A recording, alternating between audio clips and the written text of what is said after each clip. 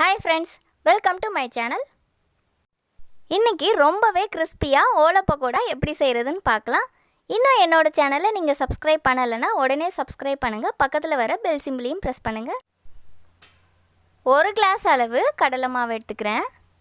நீங்க எதுல வேணாலும் மெஷர் பண்ணலாம். எதுல மெஷர் பண்ணீங்கனாலும் அதுல பாதி அளவு அரிசி மாவு சேர்த்துக்கணும். நான் 1/2 கிளாஸ் அளவு அரிசி மாவு சேர்த்துக்கிறேன். 1/2 டேபிள் ஸ்பூன் மிளகாத்தூள் சேர்த்துக்கிறேன். இது தனி மிளகாத்தூள். தேவையான அளவு உப்பு சேர்த்துக்கிறேன். 1/2 ஸ்பூன் அளவு பூண்டை நல்லா நைஸாக அரைச்சிட்டு இதோட சேர்த்துக்கிறேன்.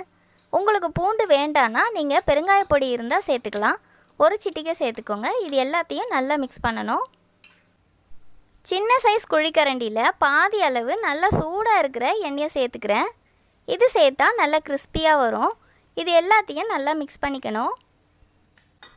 எல்லாம் மிக்ஸ் பண்ண பிறகு கொஞ்சம் கொஞ்சமாக தண்ணி சேர்த்து நல்லா இதை பிசைஞ்சு எடுத்துக்கணும். ரொம்ப ஹார்டாக இருக்கக்கூடாது. அவ்வளோதான், மாவு பிசைஞ்சாச்சு. இது நல்ல இலகலாக இருக்குது. ரொம்ப ஹார்டாக இருந்தால் நல்லா வராது. இதுதான் ஓலை பக்கோடா ஆச்சு. இதுக்குள்ளே கொஞ்சம் எண்ணெய் பூசிக்கணும். அப்போ தான் ப்ரெஸ் பண்ணும்போது ஈஸியாக வரும். இப்போ இந்த மாவெல்லாம் இதுக்குள்ளே போட்டுடலாம். கடாயில் எண்ணெய் நல்லா சூடான பிறகு ரெடி பண்ணி வச்சுருக்க மாவை இதுக்குள்ளே ப்ரெஸ் பண்ணி விட்டுடலாம். இது ரேண்டமாக ப்ரெஸ் பண்ணால் போதும். ரவுண்டாக ப்ரெஸ் பண்ணோம் அப்படிலாம் எதுவும் கிடையாது.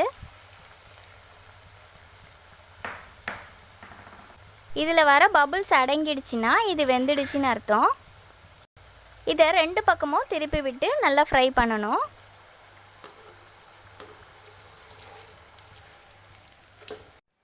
ரொம்பவே கிறிஸ்பியாக ஓலை பக்கோடா ரெடி ஆகிடுச்சு. நீங்களும் உங்கள் வீட்டில் ட்ரை பண்ணி பாருங்கள். இந்த வீடியோ உங்களுக்கு பிடிச்சிருந்தா லைக் பண்ணுங்கள், ஷேர் பண்ணுங்கள், கமெண்ட்ஸ் பண்ணுங்கள். மறக்காமல் சப்ஸ்கிரைப் பண்ணுங்கள். தேங்க்யூ.